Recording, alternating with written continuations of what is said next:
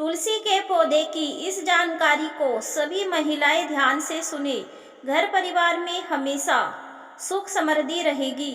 हिंदू धर्म में तुलसी के पौधे को पूजनीय स्थान प्राप्त है। ऐसा माना जाता है कि तुलसी के पौधे में माँ लक्ष्मी का वास होता है। नियमित रूप से तुलसी की पूजा करने से माँ लक्ष्मी तो प्रसन्न होती ही है, साथ ही भगवान विष्णु की कृपा भी बरसती है। लगभग सभी घरों में तुलसी का पौधा होता है। ऐसी मान्यता है कि जिस घर में तुलसी का पौधा होता है वहाँ सकारात्मकता का वास होता है। ऐसा भी माना जाता है कि तुलसी की जड़ों में भगवान शालिग्राम का वास होता है। शालिग्राम भगवान विष्णु का ही स्वरूप माने जाते हैं और तुलसी विवाह के दिन शालिग्राम के साथ ही तुलसी जी का विवाह कराया जाता है। आर्थिक समस्याओं से मुक्ति पाने के लिए ज्योतिष शास्त्र में कई बातों का जिक्र किया गया है। आइए जाने उन बातों को। नंबर 1, कई बार तुलसी के गमले में उसके पास कोई भी एक पौधा निकल आता है। कई बार तुलसी का ही एक और पौधा निकल आता है। ऐसे में तुलसी के पास निकले उस पौधे को एकादशी के दिन निकालकर पीले रंग के रेशमी कपड़े में बांधकर तिजोरी में छुपाकर रख दे। ऐसा करने से आपके घर में धन धान्य की कभी कमी नहीं होगी, साथ ही माँ लक्ष्मी की कृपा जीवन भर बनी रहेगी। नंबर 2, अगर लगातार आपको किसी असफलता का सामना करना पड़ रहा है तो थोड़ी सी तुलसी की जड़ लेकर गंगा जल में धो ले। इसके बाद विधिवत तरीके से पूजा करके पीले रंग के कपड़े में बांधकर अपने पास रखने से लाभ होगा। ज्योतिष शास्त्र के अनुसार कुंडली में ग्रहों के दोष को दूर करने के लिए तुलसी की पूजा करके उसमें से थोड़ी जड़ निकाल ले। इसके बाद इसे लाल रंग के कपड़े या ताबीज में डालकर बांध ले। ऐसा करने से आपको जल्द ही लाभ मिलेगा। मन की शांति और तनाव से मुक्ति पाने के लिए तुलसी की जड़ की माला बना ले। आप चाहे तो इसे मार्केट से भी खरीद सकते हैं। इसे गले में हमेशा पहने रहे। ऐसा करने से आपको लाभ मिलेगा, साथ ही नकारात्मक ऊर्जा से भी मुक्ति मिलेगी। नंबर 3, आर्थिक परेशानियों में तुलसी के उपाय बहुत काम आ सकते हैं। शास्त्र के अनुसार जिसके घर में संपदा की कमी हो, पैसा आ ही नहीं रहा हो, शत्रु उलझ गया हो, बहुत तनाव हो, उन्हें तुलसी का ये उपाय करना चाहिए। इसके लिए बस आपको तुलसी के पौधे पर पानी की जगह गन्ने का रस हाथ में लेकर अर्पित करना है। गन्ने का रस अंजूरी में लेकर 7 बार अपना नाम और गोत्र का नाम लेकर तुलसी के पौधे की क्यारी में छोड़ देना चाहिए। इससे धन संपत्ति की कमी दूर हो जाएगी। 3 साल में परिणाम सामने आने लगेंगे। कभी लक्ष्मी की कमी नहीं रहेगी। आर्थिक परेशानी दूर करने के लिए हर दिन सुबह स्नान के बाद तुलसी की जड़ में जल अर्पित करना चाहिए। इसके साथ ही सुबह और शाम तुलसी जी के पास दीपक जलाने से भी लाभ हो सकता है। तुलसी की जड़ को ताबीज के रूप में गले में पहनने से भी लाभ हो सकता है। नंबर 4, तुलसी के पौधे पर कभी भी हमें अशुद्ध जल नहीं चढ़ाना चाहिए। हमें तुलसी पर हमेशा नहा धोकर विधि विधान से पूजा करने के बाद शुद्ध जल लोटे से चढ़ाना चाहिए। इससे तुलसी का पौधा न सिर्फ हरा भरा रहता है बल्कि घर में सुख शांति और समृद्धि भी आती है। गुरुवार और शुक्रवार के दिन अगर तुलसी के पौधे पर कच्चा दूध चढ़ाया जाए तो ऐसा करना बहुत शुभ माना जाता है। इतना ही नहीं, एकादशी की तिथि पर भी तुलसी के पौधे पर दूध चढ़ाना काफी फलदायी माना जाता है। कच्चा दूध चढ़ाने के अलावा तुलसी पर एक लाल रंग का कलावा भी बांधना चाहिए। नंबर 5, तुलसी के पौधे को बहुत ही पवित्र माना जाता है। इसीलिए यदि आप इस पौधे के आसपास गंदगी रखते हैं तो ये आपके लिए अच्छा नहीं है। वास्तु की माने तो इस पौधे के आसपास कूड़ा या कचरा नहीं रखना चाहिए। तुलसी को विष्णु प्रिया माना जाता है और किसी भी तरह की गंदगी यदि तुलसी के गमले के आसपास होती है तो यह आर्थिक हानि का कारण बन सकती है। इसीलिए कभी भी तुलसी के गमले के आसपास कूड़ादान ना रखें। यदि आप तुलसी के पौधे के आसपास भी जूते या चप्पल रखते हैं तो ये आपके जीवन में दुखों का कारण बन सकता है।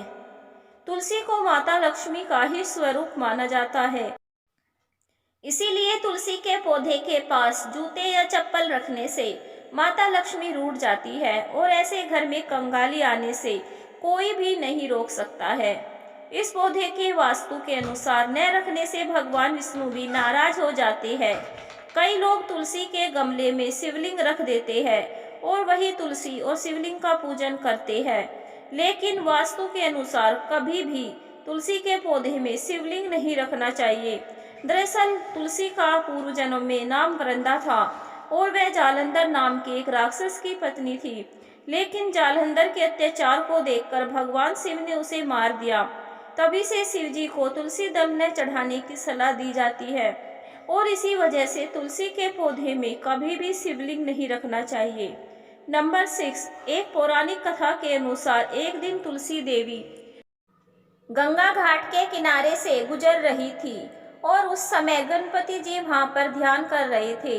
गणेश जी को देखते ही तुलसी ने उनसे शादी की इच्छा जागृत की, लेकिन गणेश जी ने ऐसा करने से मना कर दिया और उन्हें श्राप दिया कि उनकी 2 शादियां होगी।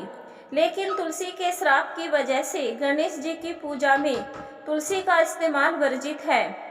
इसीलिए यदि आप तुलसी के पौधे के साथ लक्ष्मी जी की मूर्ति रख रही है तो जरूर ध्यान दें कि आपको गणेश जी की मूर्ति इस पौधे के पास नहीं रखनी चाहिए। अगर आपके घर में तुलसी के आसपास अन्य छोटे छोटे पौधे उगने लगे तो ये बहुत ही शुभ संकेत माना जाता है। इसका अर्थ है कि आपकी कमाई में वृद्धि होने वाली है और आपके लिए आय के नए स्रोत भी बन सकते हैं। ऐसा होना आपकी आने वाली तरक्की का संकेत देता है। अगर ये छोटे छोटे पौधे तुलसी के हो तो और भी अच्छा है, इसका अर्थ है कि जल्द ही आपको धन लाभ होने वाला है। नंबर 7, अगर आपके घर में तुलसी का पौधा हरा भरा होकर उस पर फूल और मंजरी आने लगे तो समझ लीजिए माँ लक्ष्मी आपसे बेहद प्रसन्न है। ऐसे में आपको नियमित रूप से माँ लक्ष्मी का ध्यान करना चाहिए, बुजुर्गों का सम्मान करना चाहिए और जरूरतमंदों की मदद करनी चाहिए। माँ लक्ष्मी की पूजा नियमित रूप से करनी चाहिए। अगर आपके घर में तुलसी का पौधा अचानक से सूखने लगता है तो यह आने वाली विपत्ति की ओर इशारा करता है। तुलसी के पौधे का सूखना बताता है कि आपके घर में नकारात्मक शक्तियां बढ़ रही है। ऐसे में आपके परिवार की सुख शांति छिन जाती है, आपस में क्लेश और झगड़ा रहने लगता है। इसीलिए तुलसी के पौधे का विशेष ध्यान रखना चाहिए और पानी देने में लापरवाही नहीं करनी चाहिए। नंबर 8, तुलसी के हरे भरे पत्ते भी अचानक से पीले होकर गिरने लगे तो यह अशुभता की निशानी माना जाता है।